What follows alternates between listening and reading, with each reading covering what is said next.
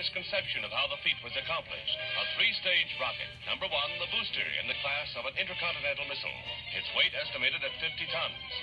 The smaller second stage took over at 5,000 miles an hour and carried on to the highest point reached. 500 miles up, the artificial moon is boosted to a speed counterbalancing the pull of gravity and released. Recently, on October 4th, 1957, at 7:28 p.m. our time and 10:29 p.m. Russian time, Sputnik was launched by the Soviet Union. The International Council of Scientific Unions was established, and they adopted a resolution calling for this artificial satellite to be launched.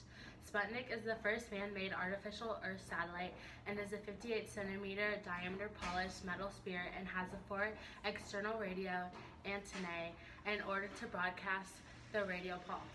The satellite is about the size of a basketball and weighs approximately 180 pounds.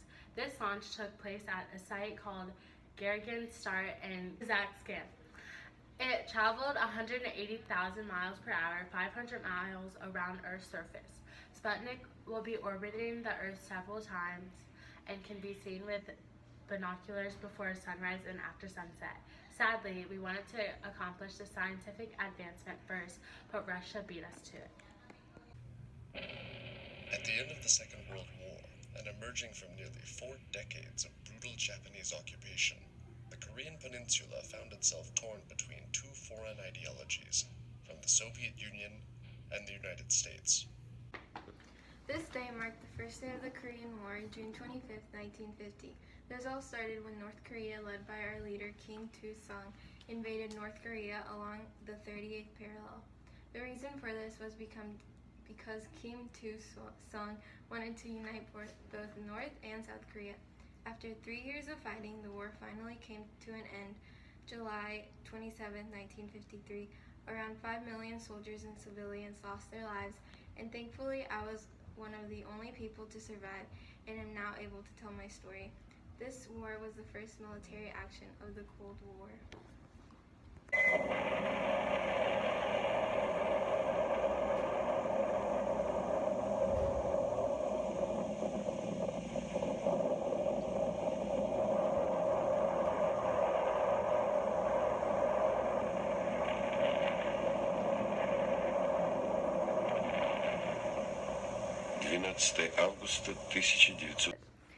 Today, the hydrogen bomb was invented. Edward Teller and a group of scientists supported this development.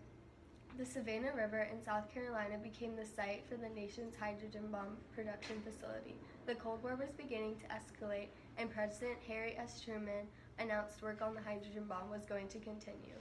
Inside the bomb are materials such as deuterium and tritium hydrogen isotopes, and are fused into helium and releases energy.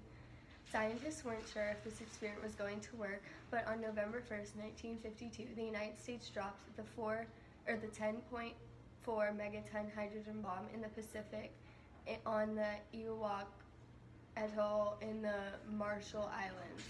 This was the first success of Edward Teller and we'll have to cut that. Stanislaw Urim, and named this test code Mike. Stanislaw Urim was a mathematician that helped participate in America's Manhattan Project.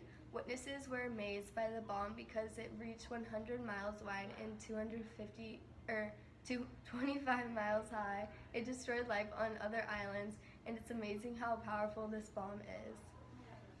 It's done.